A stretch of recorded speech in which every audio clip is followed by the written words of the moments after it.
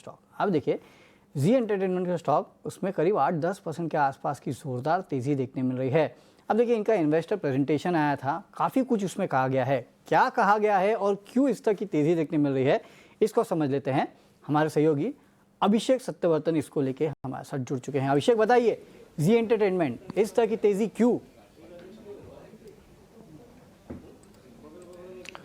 वरुण, जी में जो आज तेजी हो रही है उसके पीछे की वजह है उम्मीद, और ये उम्मीद जगाई है कंपनी के मैनेजमेंट ने एक इन्वेस्टर प्रेजेंटेशन दिया है और FY26 के लिए ग्रोथ प्लान को उन्होंने शेयर किया है। तो काफ़ी अच्छी अच्छी बातें कही गई हैं। पहली तो ये कि उन्होंने कहा है कि जो डिजिटल कारोबार इनका है Z5 जो OTT प्लेटफॉर्म है वो FY26 में ब्रेक इवन कर जाएगा। देखिए इस पर काफ़ी हेवी इन्वेस्टमेंट कंपनी ने किया था और अब ये ब्रेकिंग इवन अगर कंपनी ये करती है, अगर ये वर्टिकल अगर करता है तो निश्चित तौर पर काफ़ी बड़ा पॉजिटिव होगा, क्योंकि पिछले साल में यानी कि FY25 में Z5 को 548 करोड़ रुपए का EBITDA घाटा हुआ था।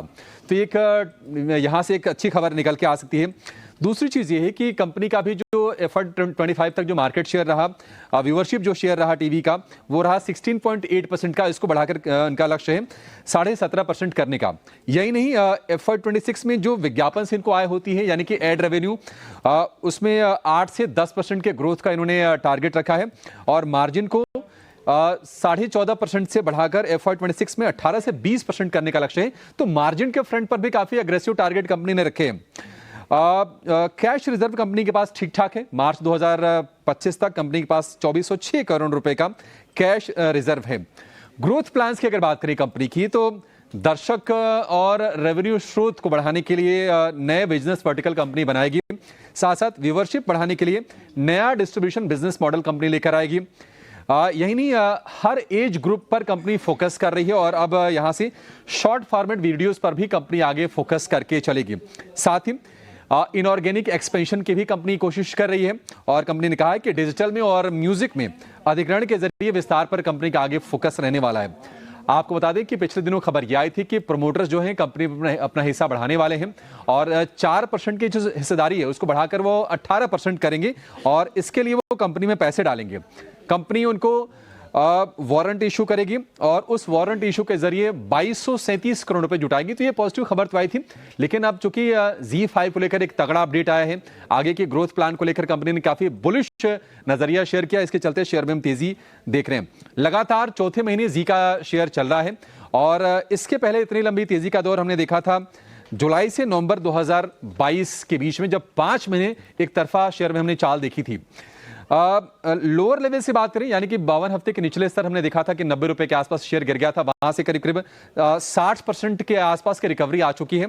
लेकिन अगर आप एक महीने की चाल की बात करें तो 14% के रिटर्न दिए हैं, 6 महीने की बात करें तो 16% रिटर्न, लेकिन एक साल की बात करें तो अभी भी जो शेयर है वो है नेगेटिव टेरिटरी में, -3% आपको नेगेटिव रिटर्न दिखेगा।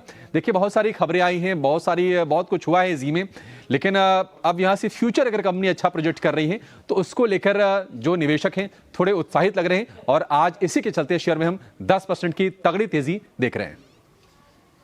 ओके, तो ये है पूरा का पूरा लबोलबाब क्यों है जी एंटरटेनमेंट में इस तरह की तेजी।